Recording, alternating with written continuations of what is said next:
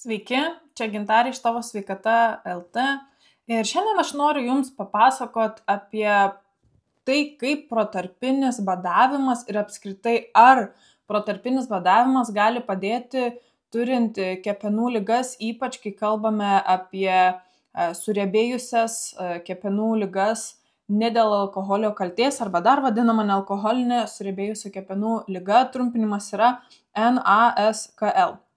Tai papasakosiu truputėlį apskritai apie statistiką, apie tai, kuo kepenys yra svarbios. Aš beveik nebejoju, kad visi žinome, kad kepenys yra itin svarbios, bet truputėlį prasiplėsiu.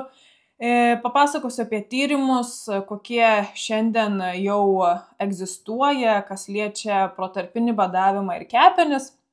Ir ar jie pozityvūs, nepozityvūs, kažko jiems trūksta, jais galima pasitikėti, negalima pasitikėti. Ir jeigu norėtumėte išbandyti ir taikyti protarpinį badavimą, jeigu turite kepenų tam tikras ligas, apriebėjusias kepenis, tai kągi jums reikėtų iš tiesų daryti. Tai būtent šiandien tokia ir tema realiai - protarpinio badavimo poveikis turint riebalinę kepenų ligą. Tai apskritai žiūrint apie statistiką, tai jinai toli gražu nedžiugina, nes kepenų ligų pagrindinės jos yra kas? Cirozė, kepenų apriebėjimas, kepenų vėžiai ir hepatitas. Tai realiai šiandien pasaulyje yra apie 1,5 milijardo žmonių, kurie turi tam tikrą kepenų ligą, tam tikrą kepenų komplikaciją ir tai yra visai nejuokinga. Ir medicina yra medicina, yra tam tikri siūlomi gydytojų gydymo būdai, bet ar jie iš tikrųjų veikia? Klausimas, jeigu yra šitoks didelis skaičius, bet čia jau ne mano kompetencijoje atsakyti, aš esu ne daktarė, aš esu tik mitybos entuziastė ir specialistė. Tai realiai, kai kalbam apie kepenų ligas, viena dažniausiai pasitaikančių, tai būtent ir yra apriebėjusių kepenų, suriebėjusios kepenys ne dėl alkoholio vartojimo ir realiai pagal statistiką kone kas 4 suaugęs turi šią ligą, šią situaciją ir jeigu žmogus turi antsvorį, yra nutukęs arba turi antro tipo diabetą, tai tas procentas, kiek iš tos grupės žmonių, ar ne, kurie yra nutukę, kaip ir minėjau, turi antsvorį, turi antro tipo diabetą, net 60–80% žmonių turi apriebėjusias kepenis. Tai realiai, jeigu esat vienoje iš šitų kategorijų, tai tikrai siūlyčiau eiti testuotis reguliariai dėl kepenų sveikatos, nes tai yra itin dažnas atvejis. Europoje, ir čia galima sakyti, kad tai čia gal Indijoje, gal ten Afrikoje, gal kažkur turi žmonės tas kepenų ligas, bet tai yra netiesa. 23% gyventojų Europoje turi apriebėjusią kepenų ligą. Tai realiai iš 4 suaugusių, ar ne, Lietuvoje, kas sėdim, galim turėti kepenų ligą ir jinai yra dar didesnis šansas, kad egzistuoja, jeigu turit antsvorį, esat nutukęs arba turite antro tipo diabetą, cukrinį diabetą dar vadinamą. Tai suriebėjusios kepenys yra ne juokas, kepenys yra itin svarbus organas mums ir mano asmeninė nuomonė, tai po širdies kepenys yra numeris 2 organas, už tiek daug begalę funkcijų jinai yra atsakinga, kur aš čia paminėsiu, kas oficialiai rodoma, jog turi įtaką, kas susiję kepenų sveikatas su kokiam sveikatos kondicijom, bet realiai kiek domiuosi, kiek edukuojuosi, tai žinokit, nuo nugaros skausmų iki odos dėmių, iki akių suprastėjusio regėjimo, iki nervų, iki viskas. Ir tai yra neatsitiktinai, kepenys yra tokios svarbios neatsitiktinai ir turi tiek daug komplikacijų, ne šiaip savo, o dėl to, kad turi itin svarbias funkcijas. Tai pirmiausia, kepenys yra atsakingos už metabolizmą, tai realiai viską, ką mes valgom, kepenys ir apdirba. Visi baltymai, visi riebalai, visi angliavandeniai, viskas yra apdirbama, suskaidoma, apdorojama, didžioji dalis kepenyse. Tai įsivaizduokit, valgom kasdien, tai yra labai svarbu ir kepenys nefunkcionuoja ir tada kas? Jeigu kepenys nefunkcionuoja tinkamai, mes vis tiek toliau valgom, visas procesas vyksta neteisingai ir jau vien tai sukelia labai daug komplikacijų. Kalbant apie prie metabolizmo, gal labai verta pridėti, kad kepenyse gaminasi ir tulžies, o tulžis mums yra labai svarbu, kai mes valgome riebalus, o riebalai yra mums beprotiškai svarbu. Neturėkim šitų nusistatymų, kad riebus maistas yra blogai. Blogieji riebalai yra blogai, ar ne? Bet ne tai, kad riebalų mūsų kūnui beprotiškai reikia. Kepenys irgi yra kaip saugykla tam tikrų mineralų ir vitaminų. Tai yra geležis, varis ir vitaminai D, A, K, E. O tas D, A, K, E vitaminai yra vienas iš pagrindinių dalykų mums kaip žmonėm. Jei norim būti sveiki, šitos vitaminus reikėtų vartoti arba bandyti gauti iš maisto. Kepenys nepaslaptis yra ir detoksikacijos, toksinų filtravimo organas. Tai realiai viskas, kokius toksinus turit, įskaitant ir alkoholį, kepenys yra atsakingos tai apdirbti, perdirbti, sunešioti ten, kur reikia sunešioti. Ir čia labai prašyčiau būti nenaiviem. Pavyzdžiui, aš nevartoju alkoholio ir man neturėčiau turėti minties šituo atveju, kad tai tada kepenys neturi jokio toksino, ką gali apdirbti. Ne. Toksinų yra be proto daug, jie prasideda nuo plastiko, nuo dažų ant sienų, iki apipurkšto maisto, iki prastų riebalų, iki cukraus vartojimo, super apdirbto maisto, iki apteršto oro ir taip toliau. Tų toksinų kasdien mes turime beprotiškai daug ir tai tikrai neapsiriboja vien tik alkoholiu. Ir dar kita labai svarbi kepenų funkcija, tai yra, kad ji yra susijusi su tuo, kad mūsų imunitetas būtų stiprus. Tai čia truputėlį prasiplėčiau, bet ką labai pastebiu, kad kartais mes kaip žmonės galvojam, kad labai žinom, o kai pasikalbi su žmonėm, tai pasirodo nelabai ir žino nei kas tos kepenys, nei kam jos reikalingos, nei kuo jos svarbios, nei kokios komplikacijos ir taip toliau. Tai tiesiog aš čia tokį pagrindą vis tiek norėjau padėti, suprasti apie kepenų svarbą. Realiai, jeigu turit suriebėjusias kepenis, tai labai daug problemų gali atsirasti ir tokios labai tiesioginės, sakykime, tai yra kitos kepenų ligos, kaip vėžys, kaip cirozė, uždegimai, nepakankamumai ir visi kiti, netgi nesu kepenim, iš pirmo žvilgsnio atrodo susijusios lygų rizikų padidėjusių lygų riziką. Tai dabar noriu papasakoti jau prie temos iš tikrųjų eiti apie protarpinį badavimą arba badavimą ir kepenis. Tai jau supratom, kad kepenys svarbu ir kad jeigu jos yra priebėjusios, kažką reikia daryti. Ir apskritai, net jeigu nesat išsityrę, tikrai nepakenktų pagerinti tą kepenų sveikatą, nes šiandien mes tobulų kepenų neturime nei vienas ir kepenys, kaip suprantam, yra beprotiškai svarbu. Tai net jeigu neturit tuo atveju, aš labai siūlyčiau atkreipti dėmesį į kepenų sveikatą. O kalbant apie temą jau, tai kaip susidaro tas kepenų apriebėjimas ar ne, ir kuo protarpinis badavimas arba badavimas iš tiesų gali būti naudingas, noriu papasakot. Tai jeigu tai paprastai imant, kepenų apriebėjimas gali susidaryti, taip grubiai dviem atvejais.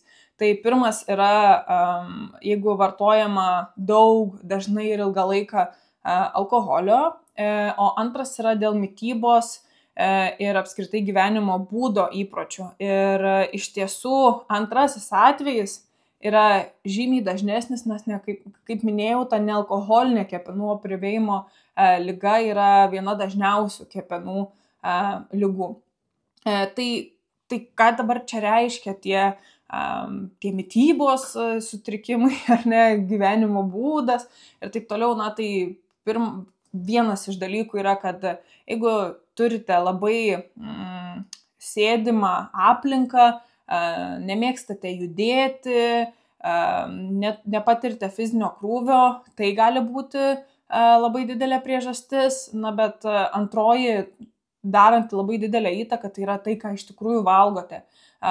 Ir kepenys apribėja tada, kai mes tų riebalų kūnui paduodame per daug. Bet čia nesuklyskit, aš kalbu ne apie riebalus iš maisto, bet aš kalbu apie riebalą kaip pasiekmę to, ką valgome. Ką aš turiu omeny? Realiai, kai valgome per daug angliavandenių, paaiškinsiu tuoj, kas tie angliavandeniai paprastai, kai valgom per daug angliavandenių, viršijam kalorijų kiekį, mes paduodam kūnui kurą, kurio yra per daug, kurio mes nesinaudojam. Ir tada realiai, ką daro visas mūsų organizmas, jisai tą visą angliavandenį paima ir paverčia į atsargą, į riebalą ir kažkur kaupia, kažkur deda. Jeigu mes ilgą laiką, o kartais tai būna tikrai, pripažinkim, metus, kiti net dešimtmečius, valgo tikrai per daug ir tikrai per prastą maistą, daug tų angliavandenių, ir jie turi rasti, kur nusėsti, kur būti, ir labai dažnai tai yra mūsų vidiniai organai ir labai dažnai tai yra kepenys ir būtent taip tos kepenys apriebėja. Tai jeigu tai paprastai, kepenys dažnai apriebėja nuo to, kad valgom per daug angliavandenių. Kas dabar tie angliavandeniai? Per daug neišsiplėsiu, bet labai paprastai tai yra tai, kas yra saldu, tai yra tai, kas yra cukrus, tai, kas yra miltai ir tai, kas yra krakmolingos daržovės. Krakmolingos daržovės dar vartojant su saiku nieko tokio, bet tai, kas yra cukrus ir miltai, tai yra ypač prastai, nes tai yra itin greitas cukrus, itin greita energija ir itin nesotu. Mes galim suvalgyti bandelių, duonų, šokoladų, saldumynų beprotiškai daug, lyginant su tuo, kiek gaunam iš tiesų tos energijos. Tai visi šitie dalykai, jie ir yra tie dalykai, kurie labai labai prisideda prie tų suriebėjusių kepenų. Tai dabar kas atsitinka, kai mes badaujam? Kai mes badaujam, mes energiją gaunam iš gliukozės arba, taip, cukraus, grubiai, tarkim cukraus, ar ne? Gliukozė, cukraus čia labai panašiai, chemiškai jie yra skirtingai susiskirstę, bet paprastumo atžvilgiu gliukozė, cukrus pavartosiu taip panašiai kontekste, lyg tai būtų tas pats. Tai realiai mes gaunam energiją judėti, gyvuoti, atlikti visas organizmo funkcijas iš gliukozės, ar ne? Ir kas vyksta, kai badaujame, mes nepaduodame organizmui papildomo kuro, nepaduodam cukraus, nepaduodam gliukozės, ar ne?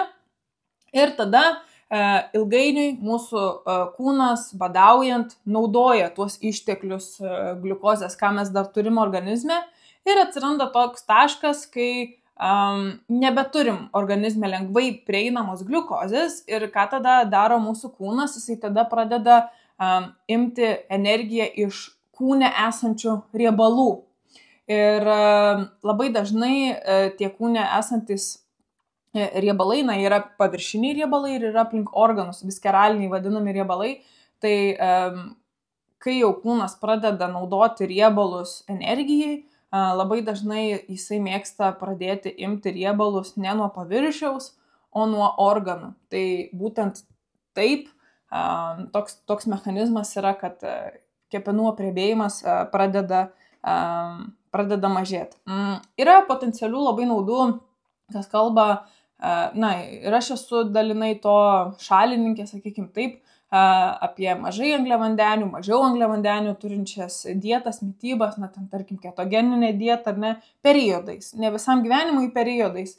Nes kai paduoda mažai angliavandenių, mūsų kūne irgi atsiranda mažiau cukrų, mažiau gliukozės ir tampa tokia dviguba jėga ir neduodam organizmui cukraus, gliukozės, ir badavimo būdu tą gliukozę esančią kūne mes sumažinam, ir šitos dvi jėgos paspartina tą procesą, kad kūne esantis riebalai mažėtų. Tai čia tokia mechaniką, ne, kad suprasti, kuo tas protarpinis badavimas gali būti naudingas. Bet to atsiranda begalė klausimų. Ar tikrai, o kodėl būtent, o tai kaip badauti ir taip toliau, tai viską dabar čia ir aptarsim.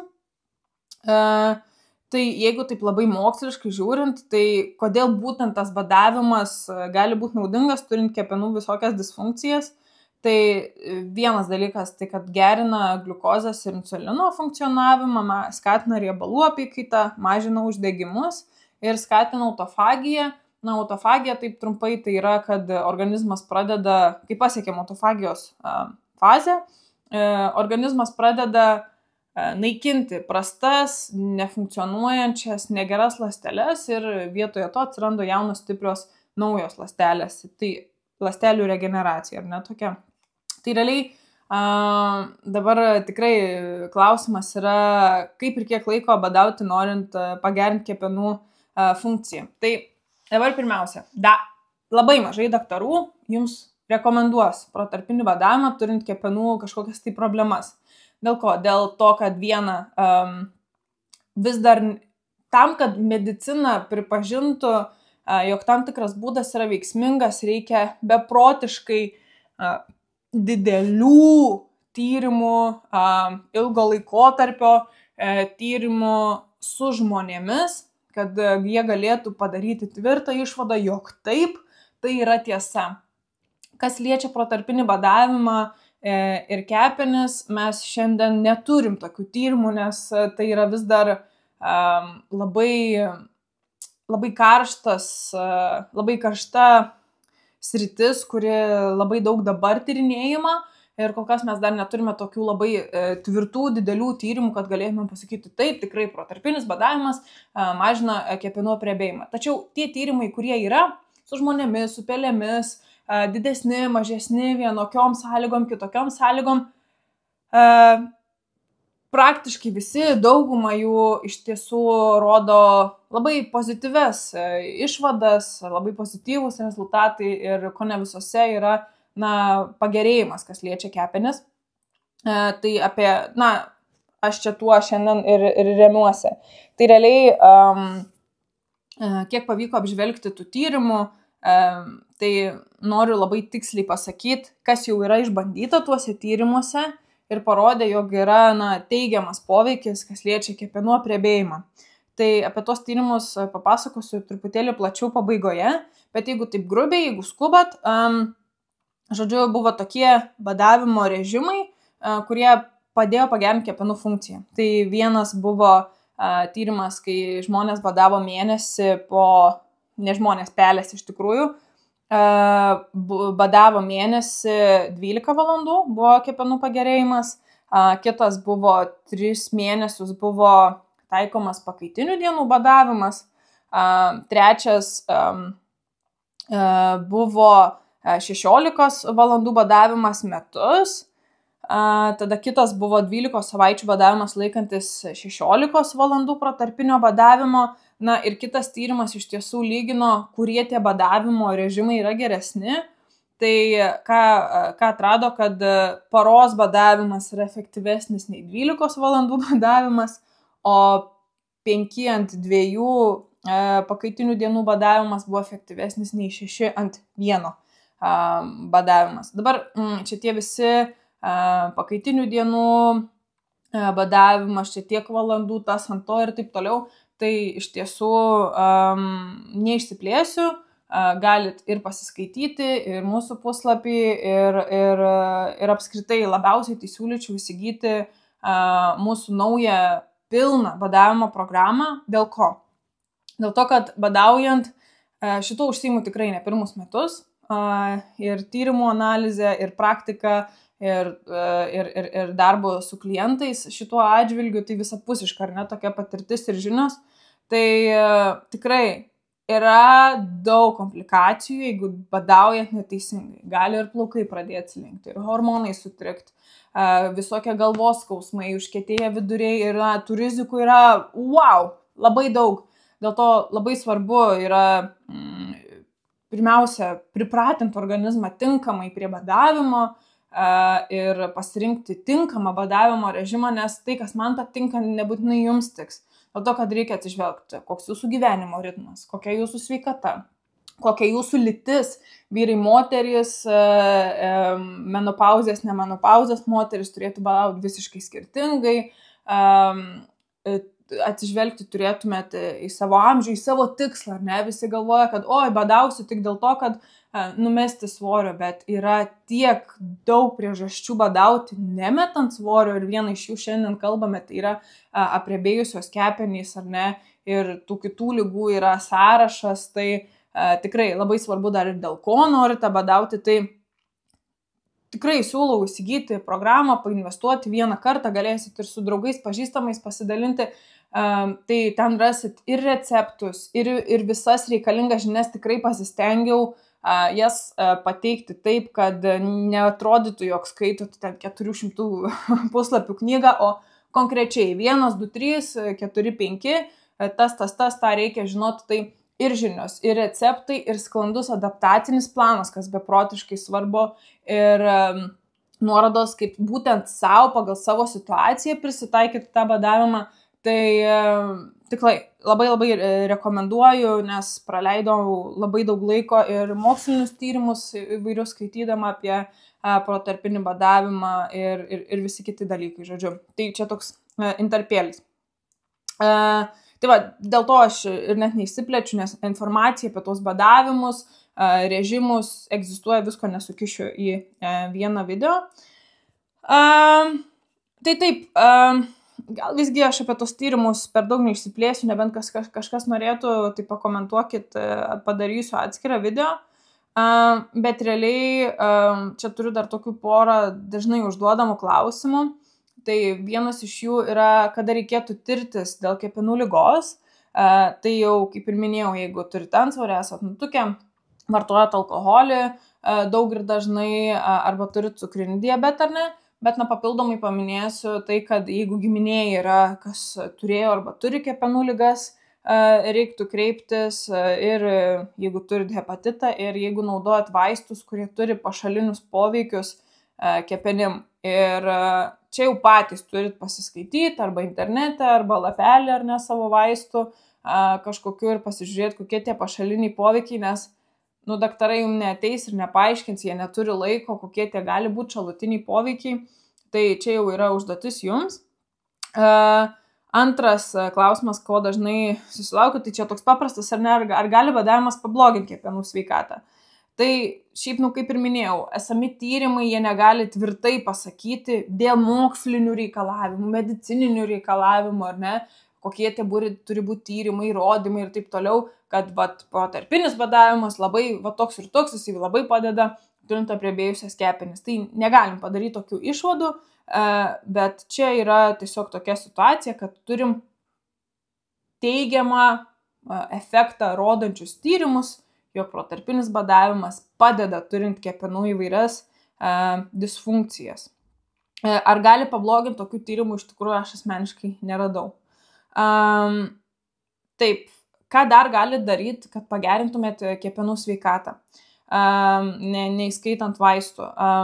Tai aš asmeniškai labai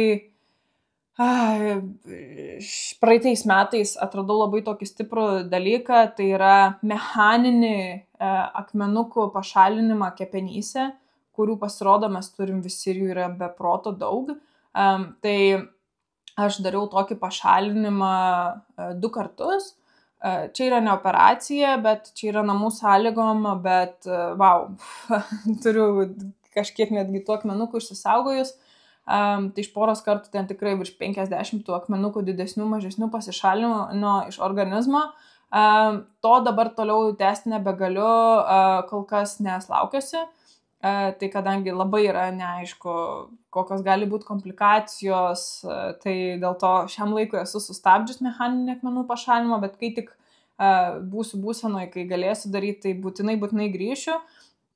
Tai mechaninis akmenų pašalinimas iš kepenų tikrai labai padeda kepenų sveikatai, vienas dalykas, o kitas dalykas tai yra kažkokių tai maisto produktų vartojimas. Tai labai populiarus yra citrina, ten galit gerti vandenį su citrina, galit gerti po šaukštą ryte arba prieš valgį obuolių sidro actą.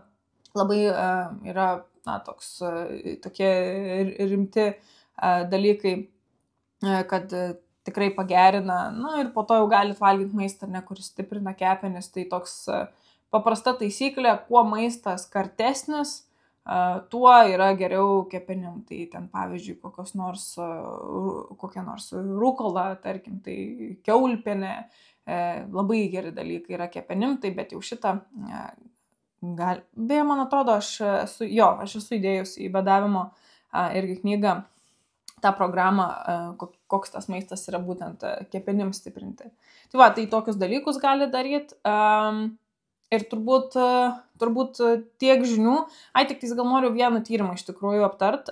Čia 20... Visi šiaip tyrimai čia, ką aš šneku, tai yra net iki 24 metų. Tai jie nėra, kad prieš 10 ar 20 metų buvo atlikti, labai nauji. Ir kituose straipsniuose galimai net nerasit šitos atnaujintos informacijos. Kituose žurnaluose, turiu omeny, ne Tavo sveikata LT. Bet vieną noriu, ką labai pabrėžti, tai buvo tyrimas, jisai buvo su pelėm, bet ką darysi, ir čia 21 metais buvo, tai 30 dienų pelėm buvo taikomas 12 valandų badavimas, kas nėra ekstremalu, nėra kažkas ten super wow, bet jau buvo matomas po 30 dienų pagerėjimas kepenų sveikatai, ir kas yra labai svarbu, kad po to 30 dienų tom pelėm leido valgyti, kaip įprastai, ką jos nori ir taip toliau, žodžiu, to protarpinio badavimo nebuvo. Ir kas atsitiko, kad jie vėl po tų 30 dienų pažiūrėjo, tai kaip ta kepenų sveikata. Tai kas džiugu, kad realiai nesugrįžo kepenys į blogesnę situaciją nei buvo. Jos vis tiek tas pagerėjimas, kurią pelės gavo dėl protarpinio badavimo, jis išliko. Tai čia labai džiugios žinios, nes tai reiškia, kad periodais papraktikavę protarpinį badavimą ar badavimą tam tikrais režimais, jūs pagerinate tą kepenų sveikatą ir net jeigu po to jau nebepraktikuojate, vis tiek turite išliekančius gerus rezultatus kepenų sveikatai. Tai tiek žinių šiandien, tikrai skatinu rūpintis savo sveikata, nelaukti rytojaus, daryti dabar ir kepenys labai labai svarbu, protarpinis badavimas tai išvis nuostabu, lengvas, paprastas, nemokamas būdas pasiekti tikrai geresnę sveikatą. Ačiū labai.